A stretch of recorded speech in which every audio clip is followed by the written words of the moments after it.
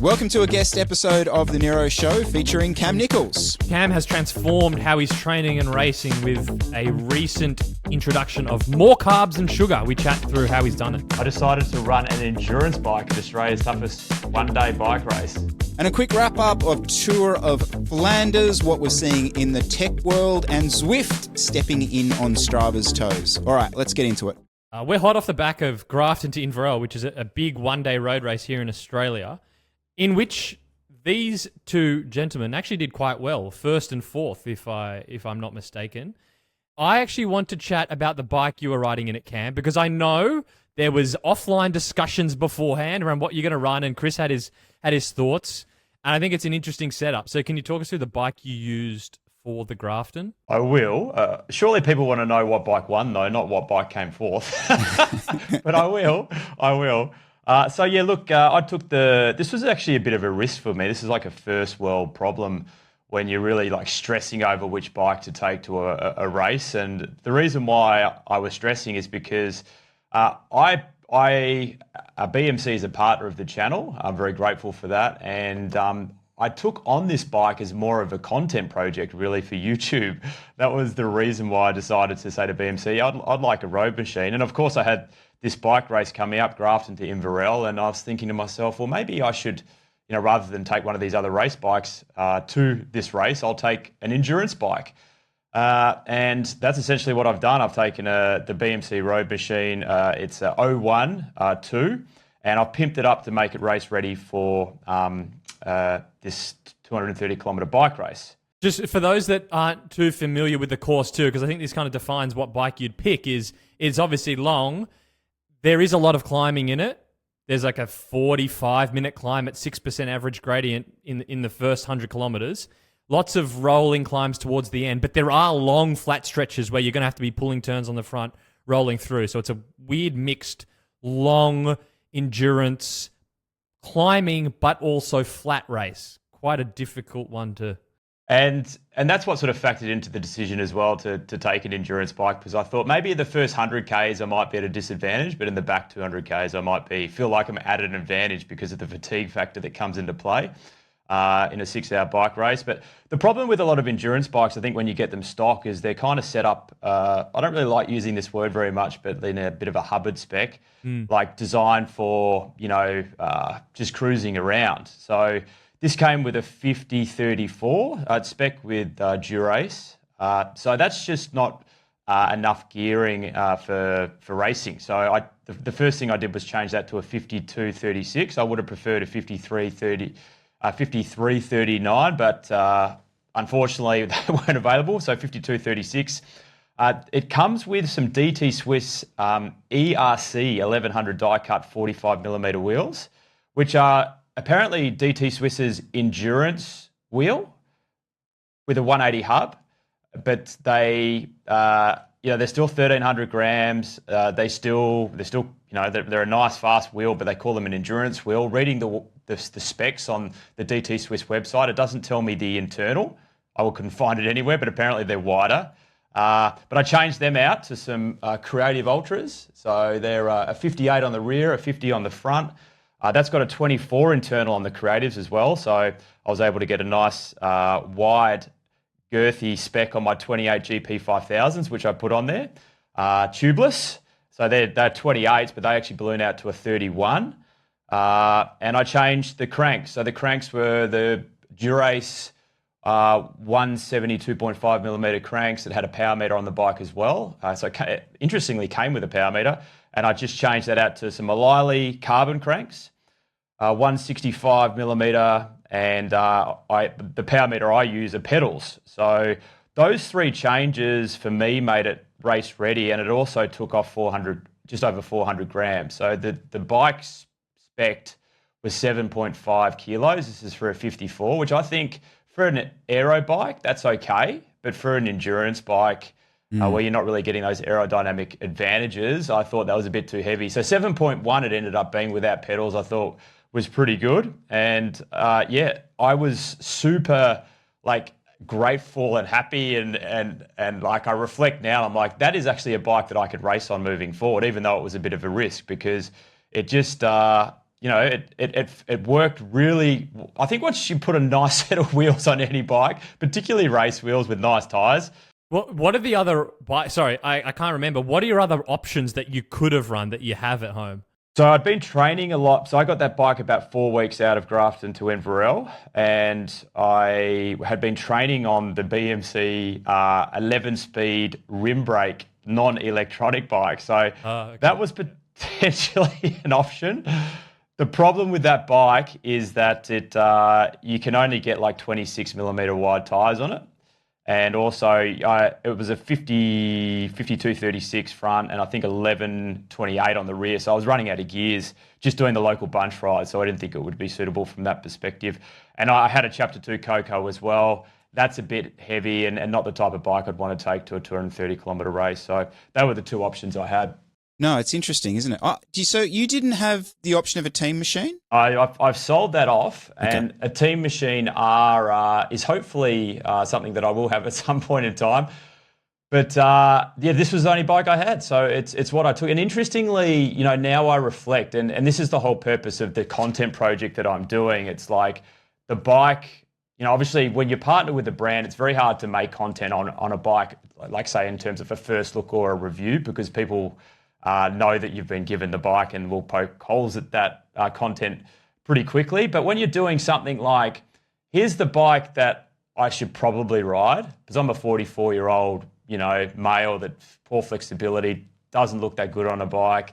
I've got hip impingement. It's probably the bike I should be riding, being the endurance bike, versus the bike that my heart would go towards, and that is like a more aero aggressive bike that you rode, Chris. So I've taken the bike that my head said I should probably ride, and it's just worked out really well, because even you said to me during the race, Chris, you rode past me, and I think this is probably the second time in the history of my 15-year cycling career someone said to me, "So, are you looking good on the bike, Cam?"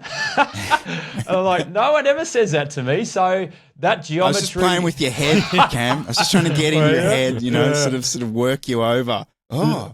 Well, maybe I am feeling really good. Saddle looks a bit low there, Cam. Exactly. Yeah.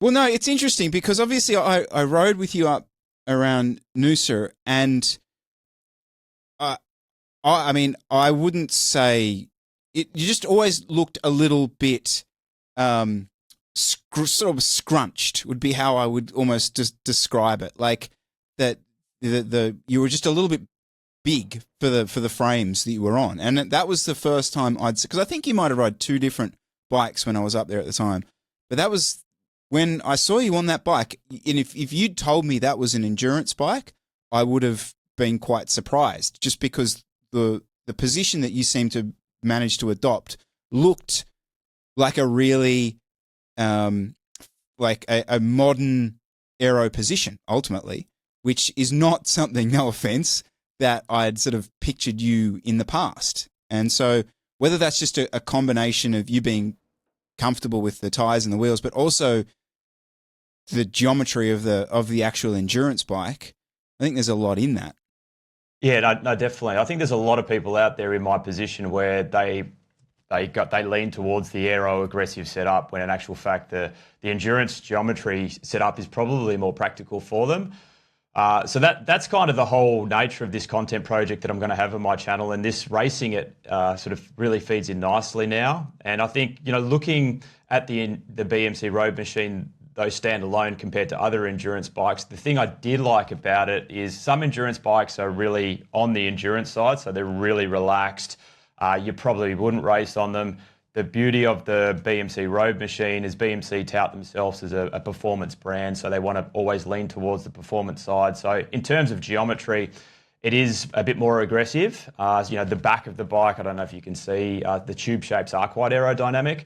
I was stressing that much. I even bothered the BMC head engineer, Stifu, they call him, or Stefan, and asked him, because I asked the marketing guy and I said, would you race on it? And of course he's, yeah, of course I would, go for it. But I'm like, Stifu's going to give me an honest answer here. So I bothered him, which I typically wouldn't do because he's a busy guy. And he was like, yeah, no, I'd definitely be happy to race on that bike. So, that's what I've done. And in terms of like how it compares to the team machine, the all-round geometry, your stack height is only about 20 millimeters higher. So I've slammed that where I don't typically slam the Team Machine SLR01.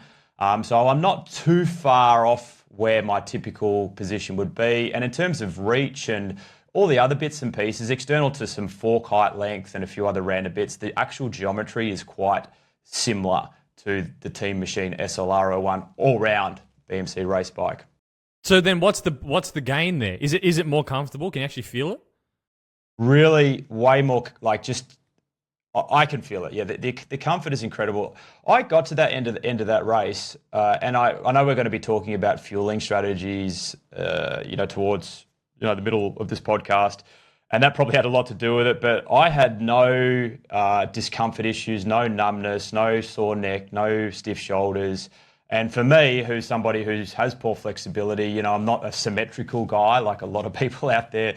I typically will get to the, 4 or 5 hours deep into any ride and I'll have some form of numbness or some type of, stiffness, but nothing at all. So, that goes to show for me that external to some of the descents we're on, Chris, where we're there's not a lot of descending, but there's a bit. I did notice that there were guys that, and it might have even been you, you're about 10 kilos lighter than me. You're 68 kilos, is that right? Somewhere around there. Yeah. You were going past me and there was a few others and I'm thinking to myself, well, maybe if I was on, the Team Machine, the aero bike, you may not be going past me. But that was probably the only slight disadvantage that I might have felt during a race on an endurance bike. And not wanting to poo-poo the endurance bike thing too much, but number one, that's probably the fittest you've been potentially ever, and that the way that translates to how you finish a race is a thing as well, in the sense that a performance like that comes from the training and everything and the new blah blah blah blah all sort of comes together to make you feel at the finish line that you haven't actually just gone through warfare.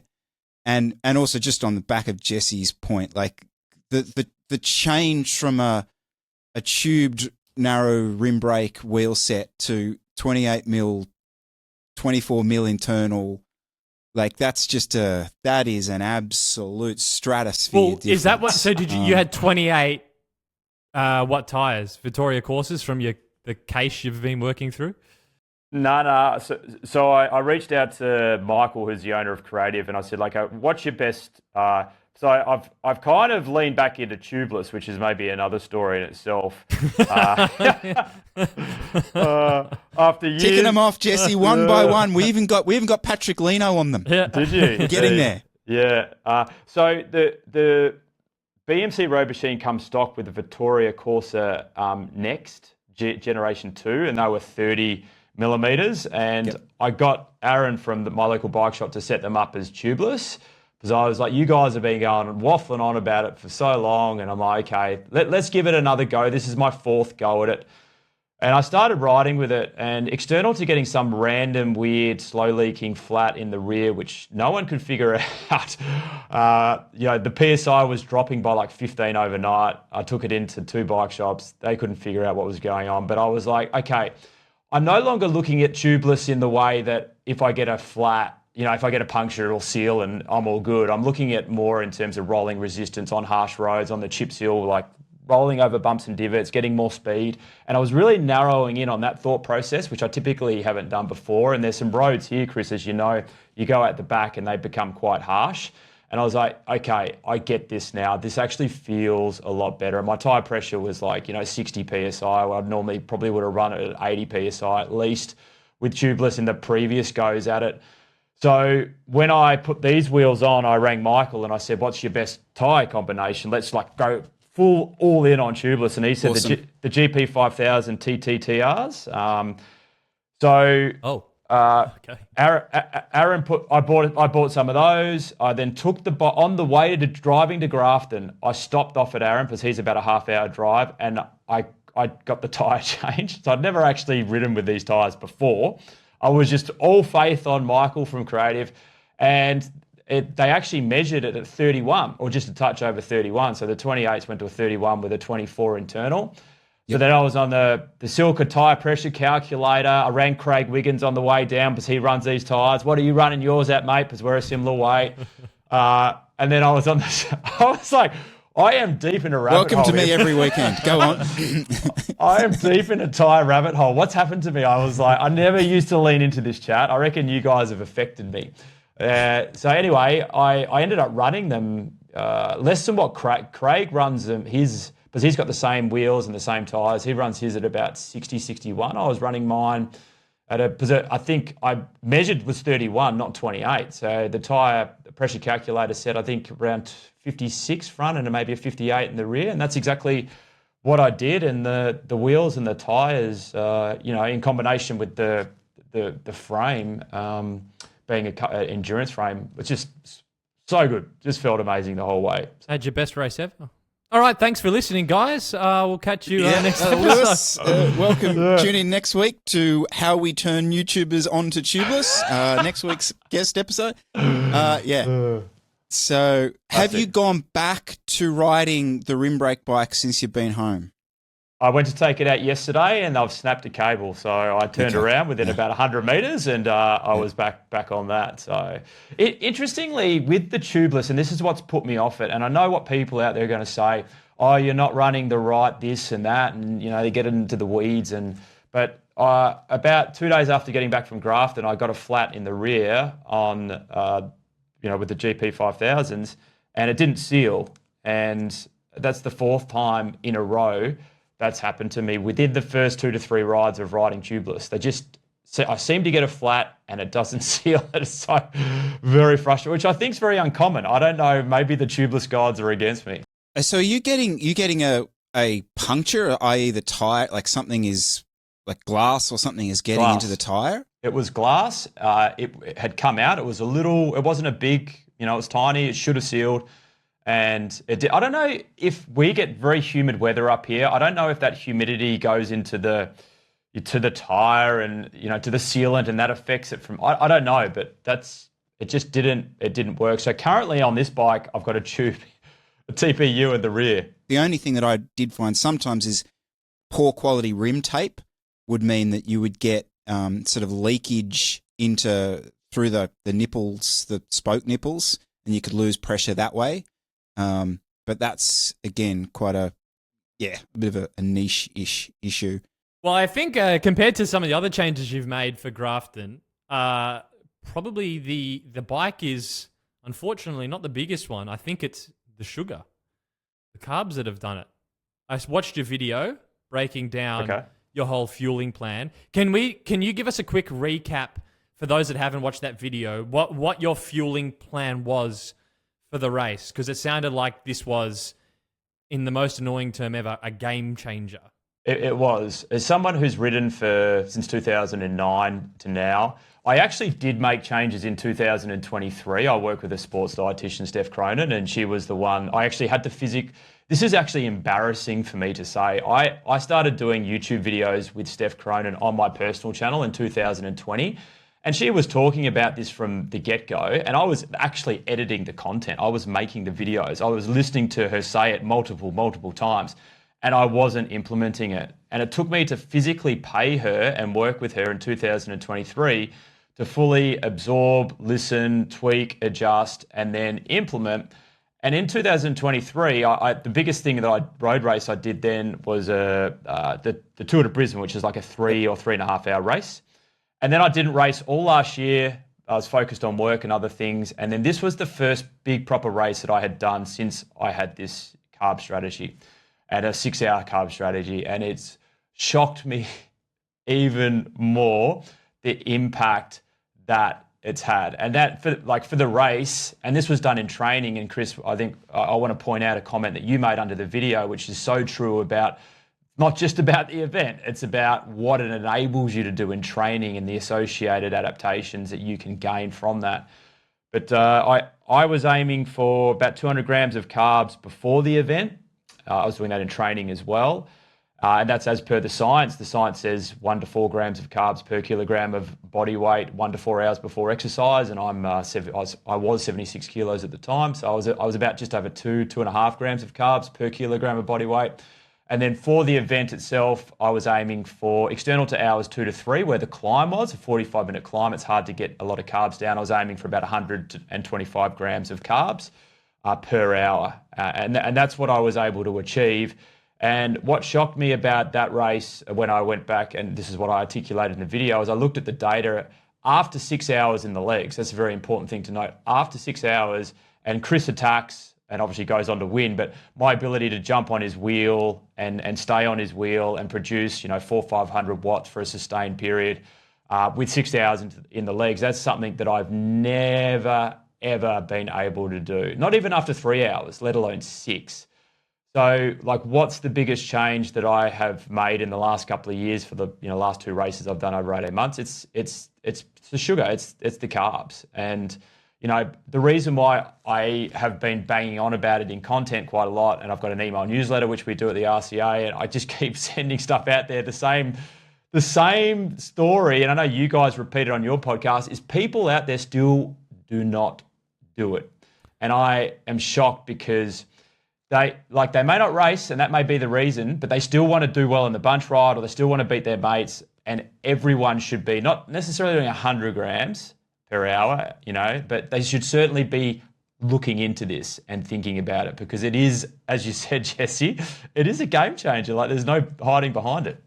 It's an interesting anecdote you kind of mentioned there, and that the wording of not a lot of people do it, because I think quite a few people know about it, but there's just a big gap between theoretically having read about it and then actually going and doing it in a race and having 4 gels an hour, depending on what your thing is. That just sounds utterly ridiculous. And so I think there's probably a big gap in those two crowds of a lot of people that know about it and don't potentially do it. But I'd say the fueling in a race is relatively simple. It's just you have your grams of carbs per hour and you go out and do it.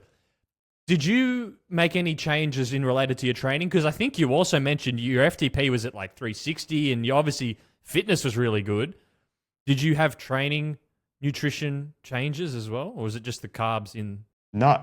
Yeah, so as you both would know, and Steph Cronin, the sports dietitian, harps on about, you've got to train the gut to be able to tolerate it. So you can't just go out there and do 200 grams of carbs before a training ride and do 100 grams per hour during, when you haven't even done 100 grams before and 50 during. You've got to, like your training, you've got to slowly progress. So I was over, and look, I think once you've been doing it for a long period, and even though last year I didn't race, I was still carbing up big time for all the bunches I was doing, all the hard rides I was doing, because it's not just about the performance and the associated adaptations you get from the performance. It's also about being a better person in the afternoon.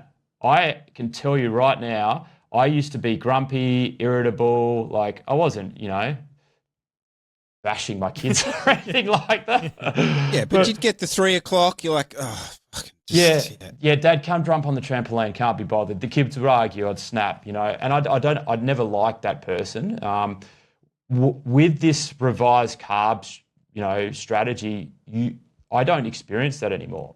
Grumpy Cam, moody Cam is no longer. I feel a bit fatigued, but I don't feel that way anymore. And that must have all been associated with just underfueling for so many years. Can I hit you there? Can I get a really black and white example? Let's say Saturday morning, 3-hour bunchy. What would you have done 3 years ago? And then what did you do in the last 6 months? 3 years ago, my strategy was fuel in order to not bonk. So I would get up in the morning, I would have my black coffee, and then I would go out and I would do the 3-hour bunchy, or it might be 3.5 hour, and I'd take a couple of bars. And I might water in the bottles? Just water in the bottles. Water Beautiful. in the bottles. Yep. And I might have a gel, and I would, typically eat. I would do the full bunch, which is 70 Ks. It's just over a couple of hours. Then I'd have a bar straight away, and then we go down the coast, and I'd normally have another bar, and then I'd come home and I'd eat. So it was fueling in order to not bonk, as I said. Versus, what I now understand is that, and I really like this analogy, unlike a car, you cannot perform optimally on half a tank or a quarter of a tank of fuel. I just always used to think, I've got a quarter, there's carbs in there. I do have energy, so I'm fine. But in actual fact, you are fine, but your muscles aren't going to respond in the way that you possibly could if you were, tipping a lot of carbohydrate into the system. So yeah, 3 years ago, that's what I was doing. And I did that for years, and people still do it today. Like literally, this is a funny anecdote. I've been trying to convince a guy up here for ages to do it. And he's like, whatever, blah, blah, blah, blah. And then he was telling me the other day, he's 40, turning 48. And he's like, I feel like, I'm getting older now. I'm really feeling it in the bunch now. I said, mate, you got to get on the carbs. You got to do the carbs. I'm trying to convince him. Anyway, after like 2 or 3 of these, Saturday morning rides, him telling me and me trying to convince him, he goes, you know what? I actually looked at the bars that I was having for my rides after you telling me about the carbs, and I didn't realize they're protein bars. I've been eating protein bars, and there's 4 grams of carbs in each of these protein bars. Ketogenic. And I was like, mate, it's not that you're 48. It's that you're having 8 grams of carbs over 3 hours. What are you doing? And this, you laugh, but this is so common. So yeah. What? Just again, what's the Saturday morning look like in 2025 for you? So look, I will now do a standard. If I'm not training for something, I'll probably do 100 to 125 grams of carbs before the 3-hour ride, and then I'll aim for somewhere between 60 to 80 per hour during. I'm not going to go the full 125 because I don't like that necessarily. It doesn't feel nice, as you would know. Neither does 200 grams of carbs or 250 grams of carbs before feel nice. So I'll do what feels nice, but I'll make sure it's constant. It's starting from the first hour, and yeah, just hitting those targets. But the big thing I noticed for this training for Grafton, I was doing these. I never did anything more than a 5-hour ride. And it's a 6-hour race, which was just a training strategy. So do you guys know Ryan Kavanagh? Yep. So he's an RCA coach. I worked with him, and he was like, no, given your background and where we're at, you don't need to do more than 5 hours, but we'll make the 5 hours really solid. So in the 6 weeks leading in, I did 3 5-hour rides scattered over that 6 weeks, super solid. And I was practicing the fueling for gut training without thinking. And this, Chris, feeds into your comment under the video, that in actual fact, by doing that as well, not only you're training the gut, but you're going to have available energy to be able to really perform well during these 5-hour training sessions. So I was doing these 5-hour rides, which was a combination of go to the local bunch and then go ride hard for a bit and just do whatever. Those 5-hour rides, for me, my normalized power for those 5-hour rides, one was 270 watts, one was 285 watts, and one was 290 watts for 5 hours, which for me is a lot. And I remember getting to the end of those 5-hour rides feeling like I could have kept going, which is just like I've never experienced that before. Because when I said in 2023, when I was doing the other training, I never went to 5 hours. I was doing 3 or 4 hour rides. So to be able to get to 5 hours, still be pushing big watts, still feel like I could keep going, come home and not be fatigued in the afternoon, to now reflect and think about the adaptations that I would have got from those 3 rides standalone, because I've fueled properly, I've recovered better, and as a result of that, I've stretched yourself to new levels. It's not just about the fueling on event day, it's doing it in training for gut training and to extend yourself further than you've probably ever gone before. And Chris, you said this is the fittest I've ever been. My chronic training load, for those of you who know CTL, which is a score associated with your fitness, I've been well into the 90s before. In the past, my chronic training load leading into Grafton was 81. So it wasn't a big CTL. So technically my fitness wasn't as high as it's ever been, but I was stronger than I've ever been because, 100% to do with the fueling. Were you worried about putting on weight though? It's probably the biggest question. People go, yeah, I'm kind of having 50 grams an hour. Bit nervous to go to 90 grams an hour in my training because I don't want to put on weight. Is that a concern? No, because obviously having Steph, working with her initially, talking about the carbohydrate periodization approach where you're really sandwiching your hard sessions with carbs. So a lot of carbs before, a lot of carbs during, and a lot of carbs afterwards, with protein, of course, afterwards. Oh, and then the net effect of that over the course of the day. So you're now, because a lot of people train in the morning, you're now front loading your day with a lot of food and a lot of carbs, and your metabolism is high, obviously, when you're exercising. When you do that, when you get to like that mid-afternoon, I used to go, I called it beast mode, where you go into the pantry and you just like smash food.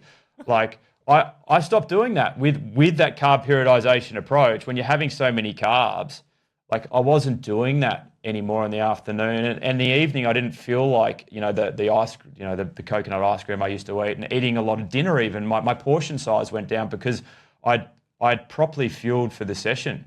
So I was probably eating the similar amount, but just backflipping it. And I actually, I lose weight when I do this because you're actually doing it the right way around. I think the challenge a lot of people have is it's easy to get up and not eat. People don't necessarily feel like eating. You get back from a ride, you're hot, there's heat as a hormone which switches off your hunger. So you almost have to retrain yourself to really eat, in the morning, and obviously during and afterwards as well. And that takes weeks or months. But once you get it down pat, obviously the benefits are huge.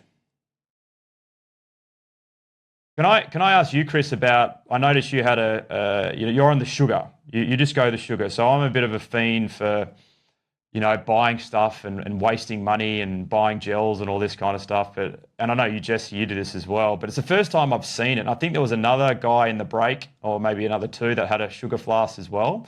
So yep. Talk me through how you do the sugar. Talk me through your setup. That's what I want to know. Very simply, it's not the most exciting thing, but literally 250 grams of caster sugar, poured into a bowl, and then I will often add a little bit of lemon juice, or maybe, which kind of stops it granulating a bit, some vanilla essence or maple syrup for flavor. Oh. And fill that up with water enough that it doesn't granulate. 250 milliliters of that, and pour it into a gel flask. And in that, and a little bit of salt, I should add, a little bit of salt. And in that is my 250 grams of carbs. So for me, so that's what I do, right? That's literally what's in that flask. In terms of how I use that, similar enough to yourself. In fact, I didn't do that many 5-hour rides. I did one 6-hour ride, and really not a lot of, I think that gravel race I did in January might have been a 4.5-hour ride. They're the sort of long rides that I do. But I will take that sugar flask with me if I'm doing an efforts, say a 3x20. Or the other sort of session that I would do is I would do a 2x20 and then tack on the chop ride at the end of that. So with that session, I would often run the sugar flask with that. Again, just to get myself kind of used to that routine. And so then on race day, it simplifies a lot of things for me, because obviously I'm not gel wrappers, finding spots for that. And I know exactly what's in it.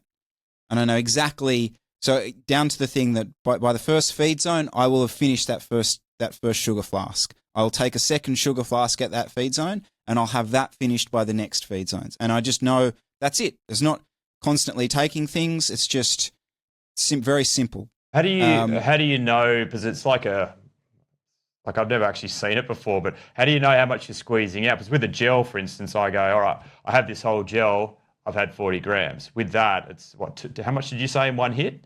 250. Yeah. Yeah. So just like drinking a bottle, yep. You kind of get a sense of, okay, well, that sort of 2 squirts. Oh, how much is left? Right. Okay. So I'm kind of keeping abreast of it that way. It's not as an exact science as every gel is 40 grams, but then I'd potentially argue that you're probably not every gel is giving you exactly 40 grams, given maybe some of it's still in the wrapper and some of it blows out the side and the rest of it. So there is that. The one downside of it that I have found is if something goes wrong, your whole strategy is shot to shit, basically. Like if you drop it, if it falls out, the lid comes off, something like that. Then there's a real issue around that. Have you got but carbs in terms in your bottles? So I ran carbs in my bottles, the first 2 bottles, 80 grams, and I did use Morton mix for those. And then from there, it's just all water. So Okay. I basically, from that point on, am relying on the neutral water moto or mum and dad who are in the feed zones with water. What do you do, Jesse, to hit your targets? Do you use similar? Yeah, I'm the same. Sugar Yeah, okay. flasks. The reason I don't put the sugar in the bottles is because the amount of fluid I need to drink depends on the temperature. I don't like to have the carbs mixed in with that because then that's affecting how much I can drink. So if it's just plain water in the bottles, then if I need to stop, I can just fill up. And if it's hotter than I thought and I'm chewing through water, then I'm not accidentally getting like 200 grams of carbs in the first hour because I've had it all in my bottle. So keeping them separate, it just allows more flexibility. And then at the feed zones, you can just stop, quickly pull in, fill it up with water, and off you go. And you've still got your carbs with you. So I find it easier for that reason.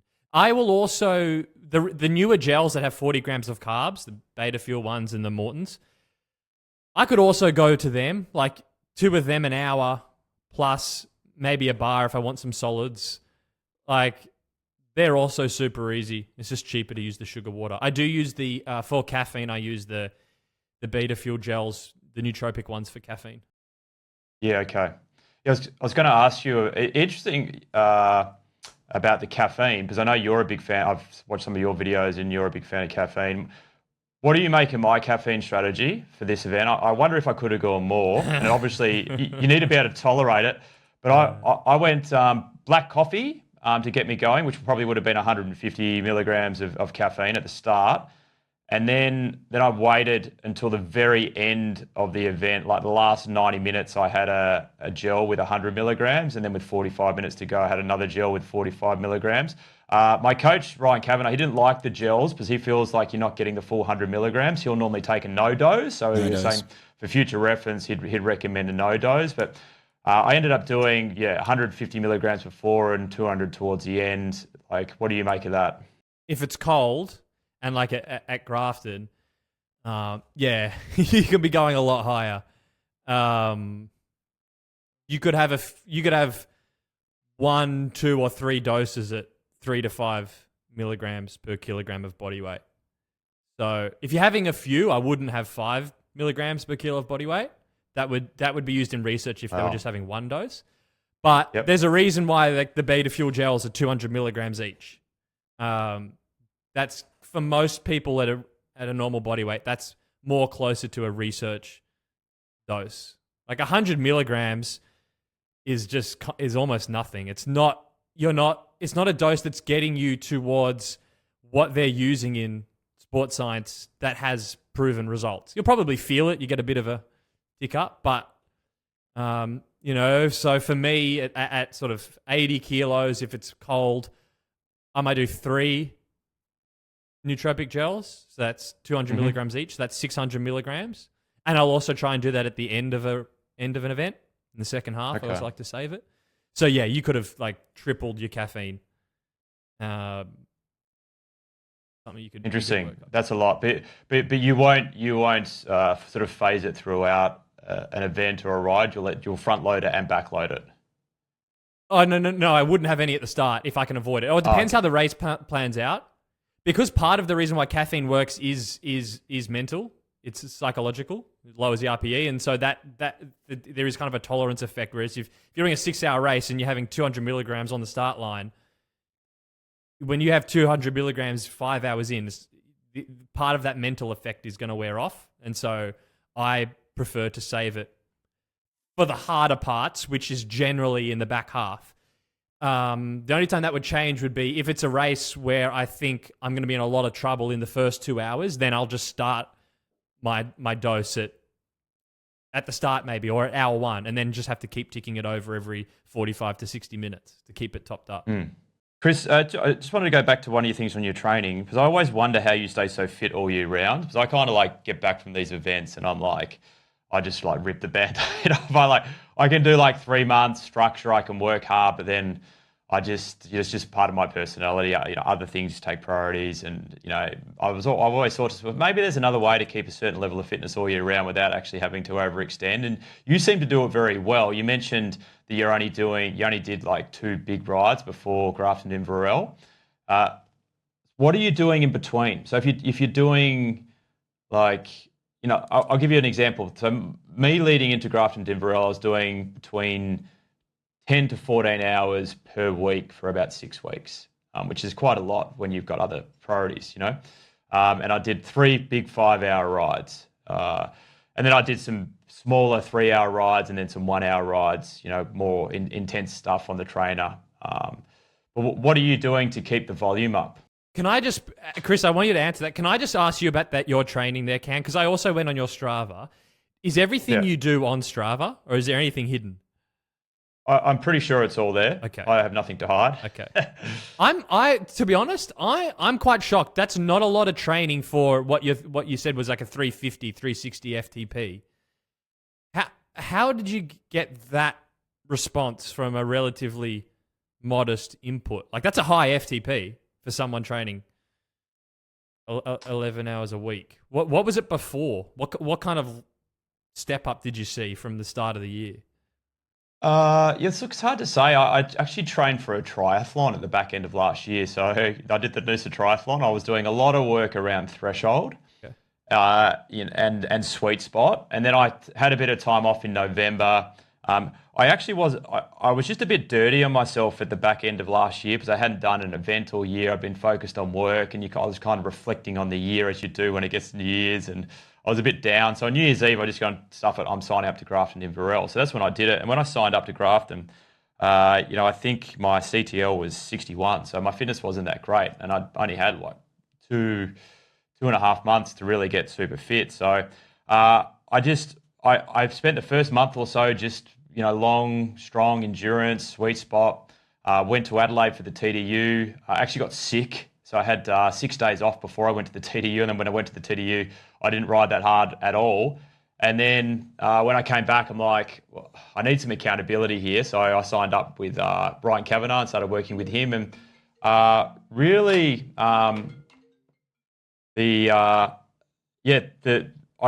only thing I did differently compared to other times when I've trained is just that fueling strategy. Because once I started working with Ryan, we only had 7 weeks to go. So it was straight into sharpening the pencil, a lot of VO2 work, Tabata protocol VO2 work. Something that he likes to do as well, he's got a sprinting session. So once a week I did a sprint session where I was doing 6-second and 15-second sprints with quite a big recovery. So not very depleting, but a good way to tap into the neuromuscular system and your fast twitch muscle fibers. Something I don't typically do. And then these big 5-hour rides where I'd just be hard on the pedals. So maybe there was some freshness in there as well, which I haven't had before for these builds. And I was that ramp that I did with Ryan Kavanagh. I don't know what you use with your athletes, Jesse, but at the RCA, we'll typically do like a 3-week build. We'll go easier week, moderate week, hard week, easier week, moderate week, hard week, and it just slowly progresses as you go through. I think I did probably 4 or 5 week. I did a 4 or 5 week build as well. Then came down before Grafton and then the event. So there's a lot in there, and I know I'm not really answering your question. I'm not really answering your question specifically because I don't know. I don't know what it is. The only thing I can really point my finger to is it's just that fueling strategy for long, hard rides. So yeah, that's interesting. In terms of the actual, that's kind of just using FTP because it's the simplest thing. In terms of that just capacitive, fresh fitness, how strong are you? Not even talking about Grafton levels of fitness. Have you been that aerobically fit before? You must have been up there at some stage, close to that, perhaps doing more training. Yeah, when I trained for Melbourne and Warrnambool years ago, I actually came back and did a YouTube video. Can I hold my FTP for an hour? So I actually went out and rode for an hour, and I held 365 watts for an hour. So I actually did the full hour FTP. But I feel like it's, bringing Dylan Johnson into the picture here because why not? He did a video recently about durability, and I think that's what it is. That's where I've shocked myself. I haven't shocked myself with FTP. I haven't shocked myself with VO2 max intervals. I haven't shocked myself with my sprints. I've shocked myself with being able to deliver high levels of power towards the end of long rides, which I've never been able to do. What do you weigh? 76 kilos. 76. Yeah, but you still have to do Gibraltar at 340 watts. Like, that's a lot of aerobic power. You got a really good input to output result, essentially. Well, look, I think one of my takeaways, though, from it is I think people look at these events and go, I don't have the time to train for them because I can't get out and do, 15-hour weeks. I can't get out and do 6-hour, 7-hour rides. Well, if you train smart and you fuel properly, you probably don't have to. I think it's a bit of a misconception. Obviously, it depends on the person, their conditioning, genetics and things like that. But, if I wasn't under the guidance of Ryan Kavanagh, I would have definitely gone out there and overtrained. I would have been doing 6-7 hour rides. I probably would have done 3 or 4 of them, and that could have derailed my, the overall training plan. So, fueling strategy is one part of it. The training plan's another one. Perhaps there was a bit of a freshness in there. There's 15 years of conditioning. There's all these things that play into it. So I like that way of thinking. Actually, it's kind of a different way to answer my question, which I kind of like. Is it's not going, oh, this is what I did and this is what the result is. It's more, this is what would have happened if I hadn't learnt what I learned over the last 6 months and did it well. It probably would have, those are the mistakes you would have made, and your FTP probably would have been 10 watts lower, 15 watts lower. That probably means you're going up Gibraltar at 325 and that you're not in the group anymore, and then the whole race is different. Exactly. Even like as simple as bike fit stuff, like, the things I've personally been able to resolve with Neil Stanbury over the years, like a hip impingement, which caused my left leg to go out, and it still goes out a little bit, but it goes out a lot less, and I can rotate my hips further forward, and I can get more air on. I'm more comfortable on the bike. There's just there's so 165 millimeter cranks, enables me to not rock so much. Like, there's just so many, variables that come into play with these things. So it's hard to put your finger on one thing. But above all else, I still go back and I'm like, okay, the nutrition one, that is massive, guys. Like, if you're not doing it, like, don't tell me that you don't want to ride faster. I don't know. Like, people want to ride faster. Someone's going to say, oh, yeah, I just like going out and there smelling the fresh air and this and that, blah, blah, blah, blah. It's like, you still want to ride faster. So, yeah, just start doing the nutrition, and don't start with 100 grams an hour. Start with 40 or 50 and work from there. I mean, it's pretty. I'm quite devastated here. Like, I'm training more than you, basically, Cam. Like, to just be completely blunt about it, I'm forcing my way in front of you just purely from training, by the sounds of this, because I'm averaging. So in that. And I'm really consistent. So I do rides sort of 12 hours a week minimum. That's pretty, well, not minimum, but that's a pretty standard week for me, week in, week out. And they're really targeted 12 hours. I don't do bunch rides. Okay. Like 2 hours endurance is 2 hours at 230 watts, constant pedaling. I will go into Centennial Park, hit lap, ride for 2 hours, hit lap, go home. That's a 2 hour endurance ride for me. Like, it's all very calculated. And 12 hours of that a week is basically what I do. And I upped that from December to the race. I upped that to around, give or take, 15 hours a week. Now, to put that into context, I was preparing for the 2 events. So I was doing peaks on the Sunday, and 6 days later, I was going to be doing Grafton. So I haven't actually prepared for a race like this, done a block like this really for a long time. And it was kind of fun because I haven't actually done that before. Yeah, just staying consistent.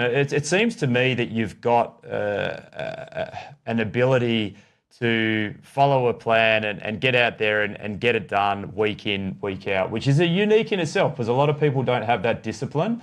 or they don't have that ability. I think you need to be able to obviously have that ability in terms of time, like with other commitments. And you've obviously created an environment where you can go train. You know what I mean? You've created that, so not taking anything away from that. But some people may not be able to get out that much with work commitments or, you know, whatever it may be. So they might, and this is what I do, like I'll just target 3 months of the year. I'm like, all right, that's where I'm going to train hard. That's where I'm going to follow a plan. And then I'm going to get to the end of that and I'm going to rip the Band-Aid off and I'm just going to go into random cam mode where I might do 6 hours one week, 14 the next, 2 the next, you know, it'll be all over the place. And I'll put on a couple of extra kilograms as well. So I won't be in race form. I'll be in sort of sluggish cam form. And I'll spend the rest of the year like that. Whereas you seem to be able to just dial in and be consistent throughout the year, which is, you know, I take my hat off to you because it's difficult to do. So this is why we almost never talk about this on the show, because you're dead right. Me talking about my training, Jesse talking about his, you talking about yours, is basically irrelevant to 99.9% of everyone listening to this, because we've all got different circumstances, right? And the first comment under this is, oh, that's fine for you, but I work 40. You do. And you should write that comment. You should say, hell, this means this is not relevant to me. Your life is completely, you're right. Thumbs up. I will like that comment. You're all good. So it's why we don't talk about it that much. But for me, when it comes to the consistently and the random cam period that you talked about, I can't do random Chris. Okay. Chris wants to log in and see, okay, I'm doing that this week. And then I know on Monday, okay, I'm doing 2 hours endurance Saturday. I'm going to do the chop on Thursday. I'm going to do a sprint session on Wednesday. And then it's just done. It's organized. And look, that's I wish I could be like that. I see a lot of, and Jesse, you would see this as well. There's just some people that can stick to a plan month in, month out, year on year, and they will just follow. And as a result of doing that, you can't have high levels of fitness all year round, but you can, for most of the year, you can do that. But the vast majority of us, I struggle with that. And that's where I've landed after 15 years of cycling. I'm like, okay, now if I just target, and I think a lot of people could relate to this and maybe even take this as a strategy, like if you can, because obviously there's a lot of variables in life with family and work, and, you know, some people have kids and the 40 hours of work that you mentioned, Chris, but I think you can break away for a 3-month section, because you can build good fitness over 3 months, assuming you've got a bit of a base foundation. And you can set expectations with family and friends. And I do with my wife and my kids. I'm like, okay, guys, I'm doing the Grafton to Inverell. I'll say it at dinner. And I'm going to be training hard for the next 3 months. Then I'll say it again the next night. And I'll say it like 100 times, just so it's drilled in. But then when I start doing it and I start training, everyone around me knows that, you know, okay, Cam's, this is important for him. We're not going to go and get in an argument in front of dad while he's on the trainer, and, you know, other things that can happen with kids or whatever. But I know at the end of that process, even if I start struggling with it, you know, like 5, 6 or 7 weeks in, that there's an end game. And then after that, I rip the Band-Aid off and I sort of relax on things. So that's kind of what works for me. I'm the same. Random cam's fine. I'm random coil, in and out, bobbing in. And I can't stick to 10 hours a week, riding 6 days a week all year. What's the point? What's the point of doing 3 hard months if you don't get a fuck around month? That's the fun. Yes. Yeah. So Exactly. I realise I'm the sad one out of all this. I'm well aware of that. Don't worry. Well, the story's not over there, because Grafton to Inverell played out up until about 10 minutes to go in the race when you hit the final 3-minute climb, and Chris managed to distance you, Cam. Now I've got the climb up here. Chris did the climb in 2 minutes and 50 seconds. Cam, you did it in 3 minutes. So all you have to do is gain 10 seconds on a 3-minute climb, and you're on Chris's wheel going down the hill next year. And the question is, so I think that's totally achievable. The question is, can you sprint? Because I reckon Cam could be dusting Chris up without moving heaven and earth here. Couple of % improvement, and it's a 2-up sprint. Thoughts? No, I'm a horrible sprinter, and I can't see myself ever beating Chris. I was just happy to follow his wheel for that long. So I'm content where I've finished it. I'll take my hat off to Chris for getting 3 in a row. Well done, mate. It was a phenomenal effort. I think if he had a bigger front chain ring, he comes third. Maybe, I think you got stitched up on that descent, just quietly. Yeah. But anyway. Yeah. It's just amazing in all of that, yeah. and it's really splitting hairs. I mean, Chris, you didn't just blast away and put 30 seconds to him. Yeah, I think what's unique for me, and maybe why it's relatable for a lot of people, I think people love watching Chris's content because it's like, this guy's going to go out and smash sub 6 hours or whatever he did at Peaks, and he's going to win this race, and it's interesting to watch that, but it's not very relatable. I think with my story, not saying that it's better than Chris's, but I think it's relatable because a lot of people are middle of the pack. They go race, they finish in the middle. They feel like they could do better. They're not sure what's going on. And that's what I was doing for 10 years. And now all of a sudden, the last 2 races that I've done with this fueling strategy, I haven't podiumed. I finished 4th in Tour de Brisbane. I finished 4th at Grafton doing Varel. So 4th is my new place to finish, but I've all of a sudden taken a big step up. And that's a lot of people can relate to that because a lot of people want to do that. So if you want to do it and you're not fueling, just start bloody fueling. Don't stick around. All right, we're going to pause for a quick moment, Jesse, just to have a quick chat about Silca, who are supporting today's episode. Now, there was some sealant in action on the weekend, but what's going on with their ultimate sealant there? Yeah, it's their update to the previous ultimate tubeless sealant, which is known for its sealing properties, and they've just made it better. So it lasts longer in the tire, which is important if you have a couple of bikes, because you might have a commuter or a time trial bike that sits around for a couple of months, and this just means it's going to last longer in there without drying up. And it's got the sealing properties of the previous one, and also it's injectable through the valve core. So when you do need to top up, you can just inject it through the valve, and you don't need to be taking the tires off again. So just an all-around amazing product. 2 things I want to highlight with it. 6 months in the tire, that is on average about 3 months longer than your normal sealant will give you, which is incredibly beneficial for the lazy people like us amongst us. And also the fact that you can inject this through the valve. So in the past with a lot of the tubeless things, you had to actually take the tire off the bead and pour the sealant on top and then put the bead back across the tire, re-inflate it. With this, you can set the wheel or the tire up tubeless, get it to inflate. Okay, good, sealed. Let it down, then actually inject the sealant through the valve, seal it back up, pump it back up, and you are sorted. It is a much less messy step, which is what seems to be holding a lot of people back jumping into tubeless. So if you do want to go ahead and grab Silca's Ultimate Sealant, go ahead and use code NEROSHOW at checkout. And again, a big thanks to Silca for supporting today's episode. Best week of the year, gentlemen. Roubaix week. It's all happening. Best race of the year. So which does mean we've just come off Tour of Flanders. Is Flanders tech, is it done? Is it boring? Is everyone just riding basically the same bikes now? Well, that was one of my points. Let me go through. So Cycling News did a good article walking around with a camera, taking photos of all new stuff that they're spotting. First thing is Pogačar is just giving the big middle finger to Chris Miller here. So he's still on the V4 RS. Carbon chain rings. So I think, Chris, you maybe had a thing with carbon chain rings. You weren't sure. What's the go? If you're doing Tour of Flanders with carbon chain rings, it's about as harsh a test as it gets. Because of the cobbles, firstly, which you get at Paris-Roubaix too, but you also have to shift. Actually, there's a chance he did the whole thing in the big ring, but in theory, he might have had to shift. So I think that's pretty interesting. Yeah, I mean, the Poggy bike. Can I just say this quickly, all right?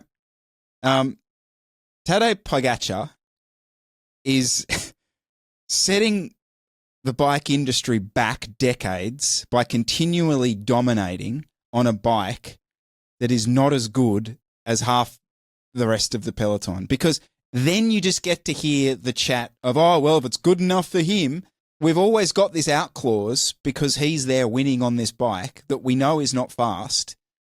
Therefore, the status quo is fine. All good.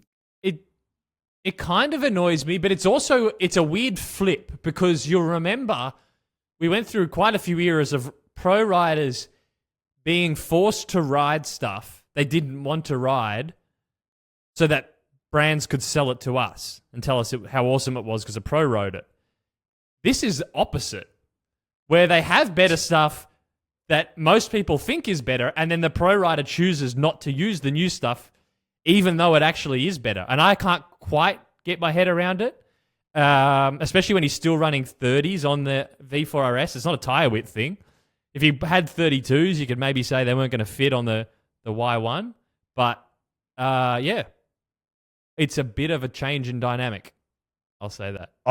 I would love to see Pog rock up to one of these races on one of Durian Rider's 2011 rim brake bikes with cobwebs all over it, because he'd probably still destroy everyone. Well, I mean, he's Colnago. Why don't Colnago put him on that beautiful new steel bike? Oh, yes. And he goes full retro steel frame at, I don't know, Lombardy or something. And can he win on a steel frame bike? Now, there's a GCN video I'm watching. Can Tadej Pogacar win on a steel frame? Well, so what would you like to see? Would you like to see Colnago force him to ride the new bike? I kind of got a sense that this was going to be how it goes anyway. I mean, he was doing most of his training efforts in Mallorca on this bike. The writing was kind of on the wall. The rumours were that this bike was ready to be released 18 months ago, and he didn't want to change his bike. So, I'm getting sort of semi-sooky and squeaky about it, but I am well aware that this is just the guy the guy who's dominating our sport is just not that into tech. Like, that's ultimately, he's into familiarity and what he's safe with. And as much as I want to criticize him, yeah, he's it doesn't seem to hold him back. So there we go. New Shimano Dura Ace wheels on Vanderpool's bike. Because, I mean, those things were due an update, so thank God there's prototypes out. But probably the biggest thing is carbon spokes. Because there's kind of an ongoing war between wheel brands of, do we move to carbon spokes or do we stick with steel? And there we go. Shimano are choosing, at least in this prototype, carbon bladed spokes. And also interesting, they're kind of reversed. So the nipples are on the hub side and they're threaded through the spoke hole on the rim. So that saves probably a watt on drag because the nipples aren't that fast. And also on the cycling news article said reduced rotational weight because the nipples are a little bit heavier. So that was interesting. Have no information about the rim. I don't know what width it is or anything like that, but that's interesting. Finally seeing some new Shimano releasing new wheels is completely irrelevant. Do not care. Do not care. Don't? What's with the? Well, can I ask what's with the mainstream brands holding back on? You mentioned, Jesse, carbon spokes, because I don't know what the reason why that has been. I don't know. My guess is it's not for a performance reason. I think it's just a matter of time, and the big brands are really slow to change everything over, and they've probably got heaps of steel spokes already left, and they're just waiting. And eventually they'll all move to carbon. And in probably 5 years, we'll all be on carbon spokes. Yeah, because I feel like with the DT Swiss wheels, for example, that have come on a couple of BMCs, they've had the alloy bladed spokes, and I've put on the Creatives, which have carbon spokes, and you immediately, the weight savings are very noticeable. It's like 100 to 200 grams straight away. So I'm like, why aren't these mainstream bikes with that are 15, 20 grand coming with carbon spokes? There's a performance benefit, as you said, with obviously they can be better bladed. They seem to be better bladed, and the weight saving is significant. So it seems strange that if there's such a big performance benefit from aerodynamic perspective and also from a weight perspective, that they're just taking their time with it. So I wonder if there's a risk associated, that they still see it as a risky thing to have carbon bladed spokes, or is it a practicality side with replacing spokes? Or I don't think it's a risk thing or like a danger thing. I also think it's a pretty marginal gain. Like, you're probably saving 50, 70 grams a wheel set. A wheel. Like, generally the carbon bladed spokes are about 150, 200 grams lighter than the steel spoke, which is noticeable. Accelerate faster. I don't think it's a big enough change where brands feel like they're getting left behind if they're still on steel spokes yet. So I think that's probably why they're not rushing to move it over. Like for example, I'm just testing out a new set of wheels that I think will probably suit my riding a little better, a little wider, and the Cadence, and he can build them up with steel spokes, so carbon spokes. And I asked him this time, could you build them with the steel spokes, just to try them out. I don't think the carbon spokes would be a bit lighter, but for me, on the carbon spokes thing, You got to get that weight in the wheels, Jesse. That's where the speed is. Yeah, it's not. The heavier wheels. Obviously, if I want a 1,200 gram wheel set that's 50 mil deep, it's going to have carbon spokes. It's just what you have to have. But yeah, I think that's probably the thing with the what they're doing. And I don't agree, Chris, that it's not a big deal. I mean, for you, it's probably not a big deal that Dura Ace are releasing new wheels, but how many bikes are going to come with them spec'd on it? I think for what? Barely any. I have no interest either. Who's getting a specialized stock, wheel? coming stock. On what bike? That's not a thing. Yeah, it is.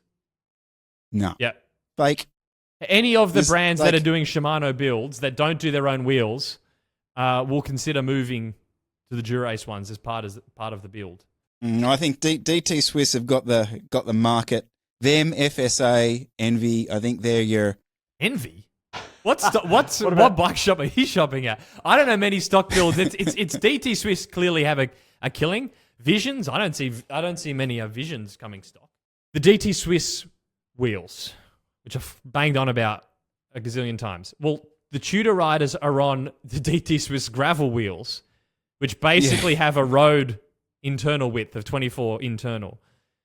So it's just bizarre. So yeah, DT Swiss is like the biggest wheel brand in the world almost. The pro teams have to use the gravel wheels for modern road applications. This is what it is, but it's just interesting to see that they're obviously recognizing that with the modern setups, okay, it's Flanders and there's cobbles. We want a 30 to 32 measured width, and we want a proper wheel to support that, and so they're choosing the gravel wheels. It's kind of reiterating that point. Couple more. New Zip wheels spotted. These look like prototype Zip 303s that have that Tire Whiz pressure gauge in them. So they've got the logos covered up. Potentially a wider profile on the Zip 303s that weren't super wide. So Movistar and Q36.5 are on them. It makes me sweat the retail price of these, given that they're already Zips and then they have a pressure gauge in them. And we're probably looking at some major coin. But they're out, getting ridden. It's kind of weird that there were so many narrow wheel sections, rim depths run at this race, I thought. Like that was the 30, the 40 wheel depth was pretty standard. For which, I mean, yeah, I suppose. I think it's just an acceleration. Like the climbs are so steep. I agree. If I come to a dead stop at the bottom of the cobblestone berg, I don't want to be spinning up my 60s at 12 kilometers an hour. I think it's probably fair. Two more things. So on Visma, difference in tire width. Van Aert on the 32s and Jorgensen was on the 30s. So not an agreement amongst teams on what width the riders want to use. But just back to Pogačar and a lot of the other teams with what they're running, I don't think I've ever seen such a minimal difference between what would potentially be a Tour de France winning bike, stage winning bike, and what would be a classics, Paris-Roubaix or a Flanders winning bike. I mean, Pogačar's on the same bike. There's not even a difference because he runs 30s in the Tour. He's literally on the exact same bike. I think that's, if you deny that, for the people that are only getting into sport the last 2 or 3 years, I mean, there were bike models specifically designed entirely to do these races. Where do you think the Specialized Roubaix came from? It's because they designed a bike just to do that one race.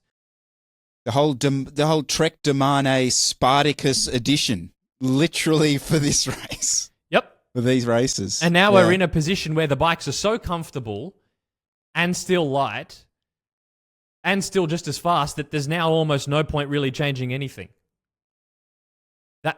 How you could not call that an advancement in technology, I think you're lying to yourself. It's actually pretty remarkable where it's at now. I do like that observation, Jesse, which is what I would call it, about the fact that the Tour de France winner who just won Flanders, his setup is exactly the same for the Tour de France as it is for Flanders. And I think back 10 years ago when I was watching the sport, with Fabian Cancellara winning and following him and the way the bikes were, they were just so different. So it is a very interesting observation. It does prove, in particular, that the tech surrounding wheels and tyre setup, and that's where it stems from, how that's changed so significantly. And I kind of then wonder about the endurance bike. It's like, is it maybe, are we at the start of the death of the endurance bike? Because like the endurance bikes were designed, the Roubaix, I'd love to know the Roubaix sales, say now versus the tarmac versus 10 years ago. The road machine's an interesting one because the road machine actually, since it's been around since 2016, has actually over the last 9 years outsold the Team Machine SLR01 in terms of volume of sales.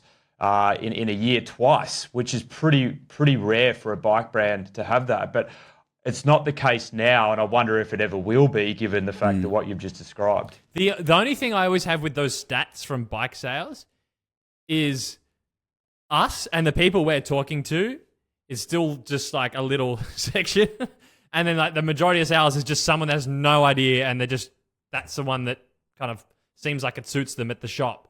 So it's the trends that we're looking at and potentially going into are not often reflected in the sales data. Like the best selling like giant is a gravel bike because all the commuters buy it. So it's sometimes that can be a bit skewed. But the question about the endurance bike is I guess the point would be almost the differences in bike models is potentially just going to become biomechanical, like specialized tarmac and the race edition, specialized tarmac, Hubbard edition, like back to what Trek did with the H 1.0 and the 2.0. Maybe that'll make a comeback. And it's just like, well, we don't need different frames. We're just going to change the geometry, but the bike's the same because there's really nothing different between them. It could, might get. Well, to that stage. because this was the race that proved the race worthiness of the endurance category.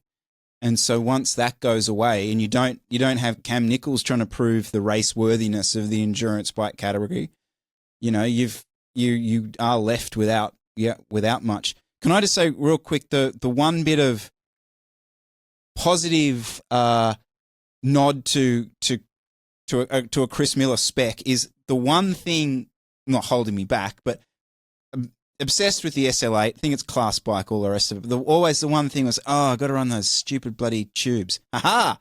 Specialized, spotted, tubeless turbo cottons being run on those new Roval Team Edition wheels. I reckon those would be absolutely sex. Those turbo cottons are easily the best, I reckon, clincher tires. Set those up tubeless, we are 100% on board. Well, you need to do a comparison, Chris, between your current, what have you got, the GP 5000s and those. Yep. I want to see a video on that. Yep. Give me a set. Some other gear stuff. Friend of the show, Arne Peters, finally built up his Morpheus Rapid high stack aero road bike. The ugly duckling that it may be, despite being fast. Did you have thoughts on this, Cam? Did you manage to speak with Neil about potential implications of this? What do we think with this? Now that we've got some good photos of it, what's the take here? I did wonder if it would what it would do to the handling of the bike. The way he's positioned is obviously it's a flatland monster. So does that mean, what happens when you're, cornering aggressively out of the saddle, all the things you do on a typical ride? I don't know. But Niels, who's obviously the bike fitter, he said, in reality, it will just be the case that each individual rider's body position is different and their ability to absorb drop without losing power is different. So it may work great for him, but be worse for the next person and so on. So typical bike fitter, physiotherapist. It depends. Yeah. Response, exactly right. So he can probably produce more power with less drop. So he goes faster. So yeah, I guess the thing that I asked back is my understanding was time trial bikes have become more like that though. Like TT bikes now they're way more upright. So It's getting. I mean, the reason why I'm almost bringing it up is it's forcing its way into the bubble. I mean, the reel he uploaded showing it has 366,000 views and 17,000 likes. I mean, that's a lot of people that are interested in this thing. So it is, in the circle we operate in, it is relevant now. And I don't know why, because I'm not sure whether it's the people going, yeah, stuff you, bike industry, you've been selling us the wrong stuff. Now we're going to turn the tide and we're on team Arne. I'm not sure if it's that or if it's, oh, this is going to make me go faster at my local 16K, like 10-mile road bike time trial. Hence, I'm really interested. I don't know what crowd it is that are psyched about this. Do you know what I mean? Like, because ultimately it's a super niche product, and like, no offense to Arne Peters, but it's not like this is Fabian Cancellara or someone with already a big profile releasing a brand that's designed by Fabian. Wow, like this is like a bit of a test case or a case study in online marketing for me on how he's managed to do this without actually going into much detail about the bike. The whole story has been him and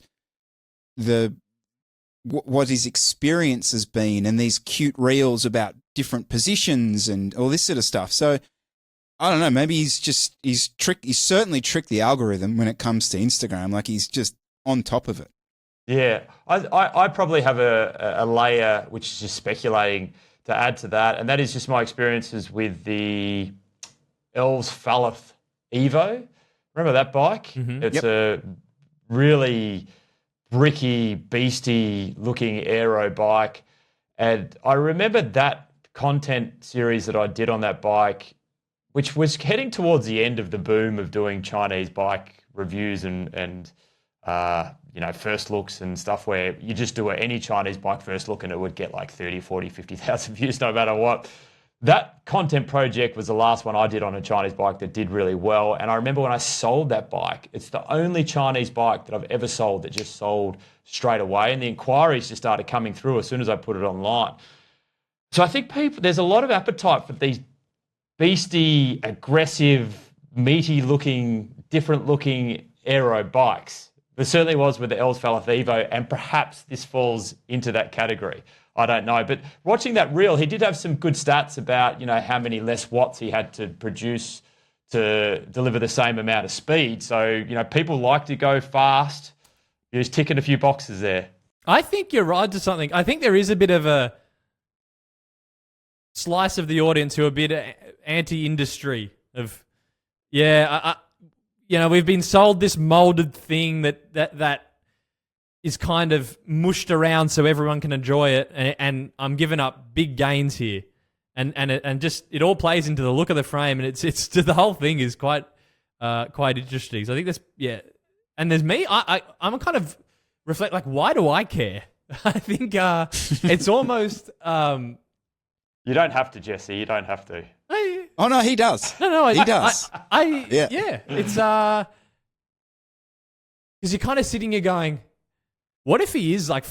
Because I've had similar things in other tech, related things on the bike, which were kind of game-changing things, like wide tires. And so I'm seeing, someone go from 25s and I went straight to 30, like a 31 measured. I was like, this is nuts. So I'm sitting here watching his stuff as it comes out, as he starts to test the bike, and I'm going, mate, he could be sitting on 40 watt saving at 40k an hour here. And then I'm interested. I'm not ruling out that there is potentially that level of gain here. And then maybe I would be interested. So maybe that's why.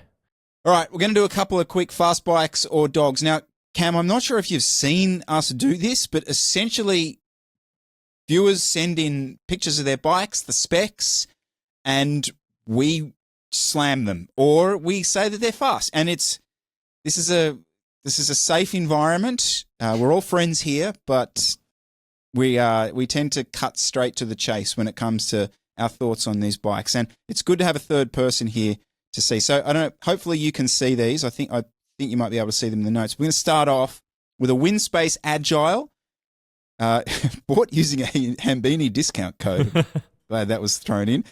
Crit wheels are Fast Sports Evo 5060 with ceramic speed upgrade. The climbing wheels are the Jesse Coil Spec Craft 4550s. Very similar wheel sets. But anyway, a ZTTO cassette. Mm-hmm. Canary bars. Canary bars.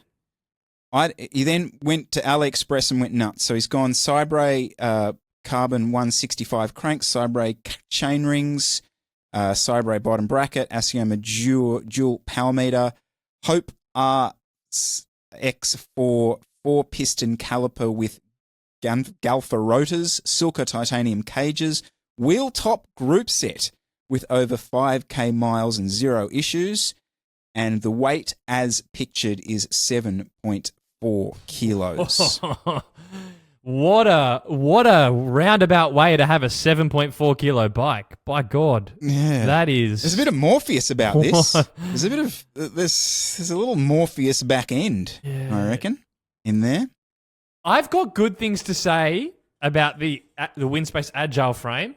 It looks very modern. Super... The tire clearance looks good. It's got really dropped seat stays. I think it looks a lot better than the T1550. So... I like the frame. I just think this is way too many weight weenie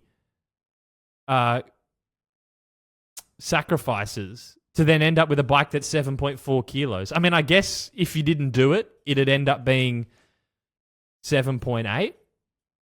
But like, so you've got here's an example. So you've gone the super light cassette, but then you have the wheel top group set, which then puts the weight back on. I guess it's a money saver, so you could argue it's cheaper, but I just think Shimano 105 would have had better shifting. This is a dog for no other reason that we've tried to trip it out with gold accents on something that should not be receiving gold accents. We've got the gooey bar tape with the gold accent at the back end. We've got Fast Sports wheels with the gold accents on the decals. We've got the gold accented Silka titanium bottle cages. We've got the gold chainring bolts, gold chain, and a gold cassette. I absolutely hate the look of this bike. It is horrendous. I don't care what it rides like. This, for me, is a dog based purely on looks. I don't understand a wheel top group set and then with super fancy 4-piston Hope brake calipers and Galfa rotor. Like, what is the logic behind this thing? Cam, am I missing something? No, it's Chris is nailed. It's just too much of a mismatch. And the gold bling on a bike, I don't rate that. I'd rather something, as you said, just like 105, make it nice and clean, buy it secondhand if you need to. Also, Windspace, I've only had one experience with a Windspace. It was the original T1500, and it was a dog of a bike to ride. It was well made. It was manufactured well, but it was not a good bike to ride. And I can say that now. Back in the day, I was beating around the bush a little bit because I know a lot of people were interested in that bike. And you also need to consider when you're coming from a 10-gram bike down to a 3-gram bike, you need to think about that. But the more I reflect on my experience with that initial Windspace, I'm not very favourable towards the brand. I haven't ridden this one, and I probably need to give them another go. But for those multiple reasons, I'm going to call it a dog too. Sorry to whoever's bike it is. There you have it. Dog. Oh, don't worry, Cam. They love it. It's more of a compliment to have a dog, I think. Oh, Yeah. is it? Oh, Yeah. okay, cool. Yeah. Where were you going to end up, Jesse? Oh, straight up dog. It's just awful. Yeah, there we go. Okay. Yeah. All right. Second and the final one, is a 2024 Trekkie Monda SLR, 75mm Bontrager RSL wheels, Bontrager Aero bars, 37 at the hoods, 40 at the drops, SRAM red 1x50 front with a 1033, 1x. Speed Play Aero pedals, GP 5000s, 28. Shit, we're not sure whether that's set up tubeless, but this is the first time we have seen the Aero 111 29 front tyre. It's the reason this has been added to the dog or fast bike this week as our front tyre of choice. Thoughts, gentlemen? Fast bike. This fast bike, love it. 1x, love it. 75 beast, like just going to go so fast in a straight line. It's clean. I'd like to see like maybe a 50 on the front, just a bit of a staggered profile. I think that would really make it pop. But overall, yeah, nice, fast cool. bike. I mean, obviously the Amonda's a dog of a frame, but the build's pulled through. Unlike the last person where they just destroyed a decent frame. This is a pimped out frame that I usually wouldn't like, and they've gotten away with it. I think it's hot. I think is it like a matte finish on that frame as well? I do really quite like that. And the large, I do like a large Trek logo. I'm on board with that. Yep, certified fast bike. Bit of YouTube stuff. This one was from DC Rainmaker. He was at the Zwift community event. Cam, are you a Zwift adjacent creator? No. I've got the Zwift bike, and I do some Zwifting, and in the RCA community, we've partnered with Fast Crew, Thomas Martinez, the cycling tattooist, and we do some stuff with him and his bunch rides and stuff. So I'm partially involved, but I wouldn't say I'm definitely like, I would never watch a tech Zwift video ever. Okay. So I'm not that deep. Yeah. Because they've done some pretty big platform updates. That a lot of them don't have much to do with the actual platform. They look like they're making a bit of a play towards the Strava or Training Peak style thing. So what they've firstly done is the ability to pull in outdoor rides from Garmin or Wahoo. So when you log into your Zwift app, you're not missing all your outdoor rides. It's a full training calendar with every ride you've done. And those rides they pull in count towards the Zwift game XP and the ride streaks on Zwift. And then they're using all that data to track your training load and give training readiness recommendations. This also allows you to set goals, so distance, time, or kilojoule goals. And then in terms of the training readiness, they've got the usual ones like ready to train fresh, productive, overreaching, or de-training. They say more fitness tracking to come to see longer-term fitness trends, last 2 months, last 6 months, last year. So as I said, very similar to what Strava and Training Peaks are doing. It would be hard to imagine Zwift to invest, being in the training space and using Training Peaks, previously today's plan. Like, these are not small projects. They're significant, which requires a lot of investment.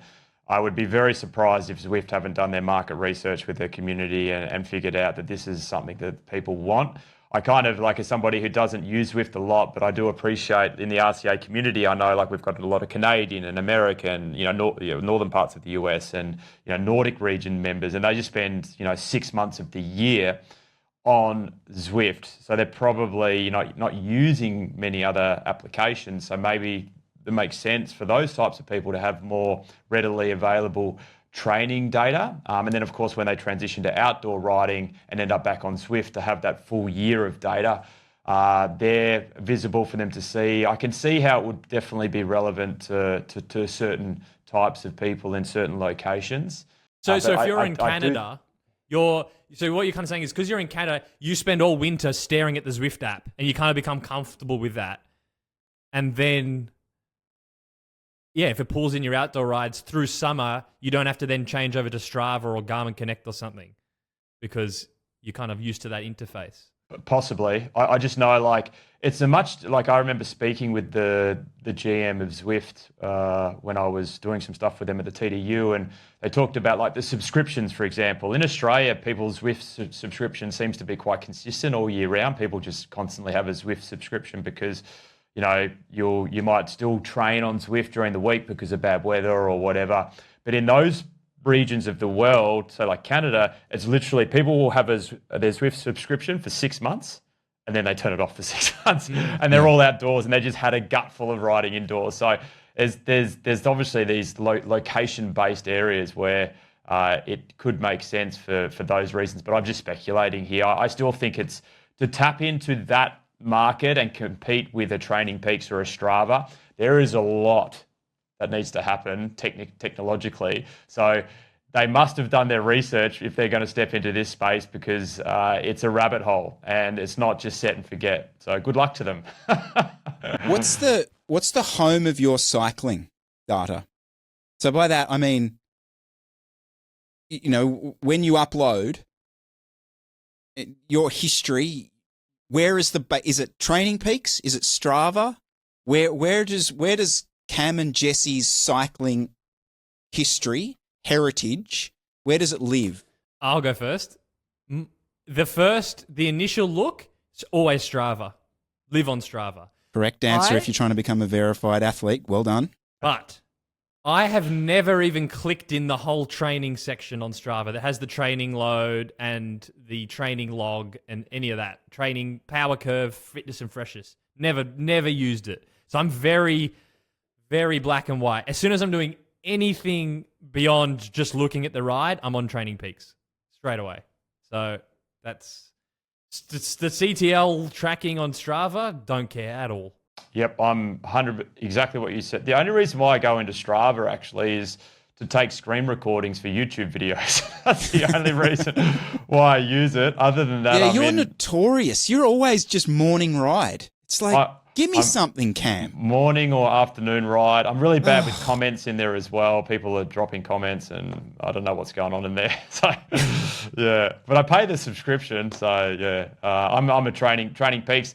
I must say I do miss today's plan. I actually preferred their analytics, the way they presented information. Yeah, it's gone. So, whatever. But I missed today's plan. Well, see, that's interesting that you're both, so because I'm the same, right? I am community aspect Strava, like cycling. Oh, I'm cycling seriously, Training Peaks. So we are a split. So, you know, potentially Zwift look at that and go, oh, no one's actually really that affiliated to one of these yet. Maybe we can come in here. I don't know. But I don't know about you guys. I spend a lot of time on the Strava website, not the app. So if I want to look at a ride, I think Strava's website, the ride graph where you can zoom into the power and zoom into sections of the ride, Strava is by far the clearest to look at. So if I'm having to pick through a ride, I actually prefer it over the analysis section on Training Peaks. So I attempted to do a bike race on the weekend, the Hayman Classic. Shout out to Canberra Cycling Club. And my intention was to ride and film some of it. And so I did what I normally do, which is I put my Insta360 Go 3 pendant under my jersey. I clip it on and I put the little 30-gram camera on my chest and I go to the start line. And the commissaire comes over very calmly and says, "Look, Chris, unfortunately, you know, AusCycling guidelines, that camera needs to be fixed to your bike. It's not allowed to be there." And look, before I do go into this, I just want to say, anytime I talk about this stuff and I'm critical of this stuff, this is not about the people involved. I'm very, all the people that tend to be involved in these things are very passionate, smart people. This is just the systems that we operate under. So I just want to make sure I do say that. But the commissaire informed me that this needed to be affixed to my bike. And we were right on the start line. So he said, "Look, we realise we're about to go, but keep this in mind. And if you do use the footage, we're going to have to talk about it, etc., etc." And so he's right. I went onto the AusCycling website, and in the technical regulations for a road race, it does state the cameras must be mounted either under the handlebars or under the seat. It cannot be mounted to the body, helmet, or on top of the handlebars. Now, the rationale for this in the technical regulations is a safety issue, gentlemen.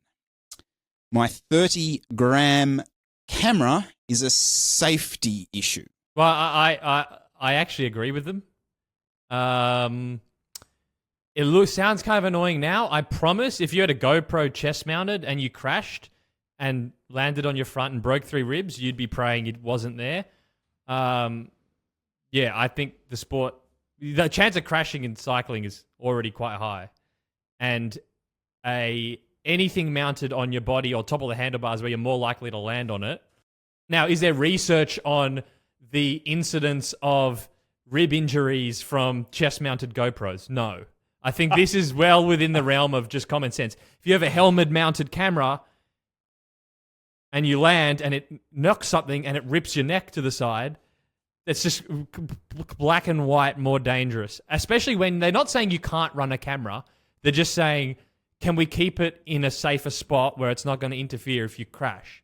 Like under the saddle or the handlebars. I think that's a fair compromise. To just say, let's just put them in safer spots. Now, there's obviously a difference between a GoPro and a tiny little Insta360 Go 2. Maybe they need to have every individual action camera and based on its size, categorize it, and then, but again, like this is kind of getting into the ridiculous realm. Why don't we just say put them under the handlebars? And no, I think that's fair. I'm really interested in Cam's thoughts on this, but I think that's fair. We have a UCI stamp for frames. Why can't I have a UCI stamp for an in-race camera? I don't think that's an issue. Where do you lie, Cam? Yeah. Oh, look, it's a bit of a rabbit hole, and there's definitely two sides. I understand with the Insta360 on the chest and how it's not really strapped in, so it makes sense if it falls off and it lands on the ground and something happens. Something could happen to somebody. The same as if a water bottle fell off. The water bottle's more dangerous than a GoPro. Sorry, an Insta360, by the way. I've had it. Club races, maybe it was like 2 or 3 years ago, you're not even allowed to wear GoPros that are strapped onto the bike.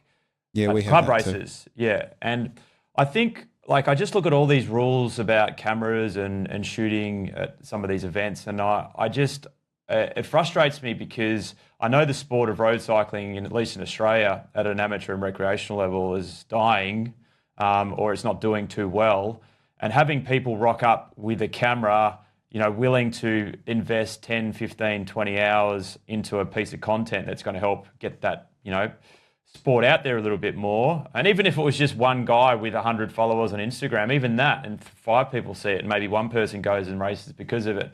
I just think these rules and regulations they put in place to stop people doing certain things, which could actually help support and foster the growth of the sport. Because one of the great things about cycling, one of the really interesting things when I think about it from a social media or a media perspective, is it's so cool to see speed and power and how sketchy it is. And that's where I think, the Pro Velo's gone a bit wrong with what they're doing with their content. It's we've got this great SBS footage. It's kind of boring, no offense. What's cool is get GoPros on all Craig Wiggins, with a K to go, and turn on your GoPro and show us what it looks like to rip out a massive sprint at 1600 watts and come around a few guys, and it's sketchy, but it's cool. And let's get that up on social media. Let's show that. And if more people are doing that, even if it's some bloke, as I said, with 100 followers versus you, Chris, with 70,000 or whatever it is these days, it would be great to be embracing that and supporting that versus what it feels like with these rules and regulations. It's the other way. It's you go with the camera and you go, oh, should I have this here? I'm not sure. I feel a bit awkward about it. So, yeah, that's what kind of frustrates me. And obviously, I'm looking at it through the lens of a content creator, and maybe selfishly, but I think having more people with cameras at these events, showcasing what the sport's about, putting it on their social media is a good thing, and it should be supported, where in actual fact it feels like it's the other way. But they're allowing you to run a camera. They're just saying don't put it on the back of your helmet. Yeah, I mean, for me, the thing, and I hear what you're saying, Jesse, and let's say that everyone adheres to it's on the bike is fine. I hear that, but that footage is kind of boring. It loses that engagement of the POV angle that you can get from the chest mount, and that's what makes that sort of. I still see the problem is you know what's better than that? Have one of those POV drones that tracks you. Just chuck that up in the middle of the race. That's good footage. But what if it flies into someone? So that's why I just don't. I could just follow that argument to a point where it also doesn't make sense. I just think at some stage they're going to have to draw. You have to have a rule. You can't just have blokes pulling GoPros out and throwing drones around. So there has to be some rule. And my personal opinion is saying it needs to be mounted to the bike.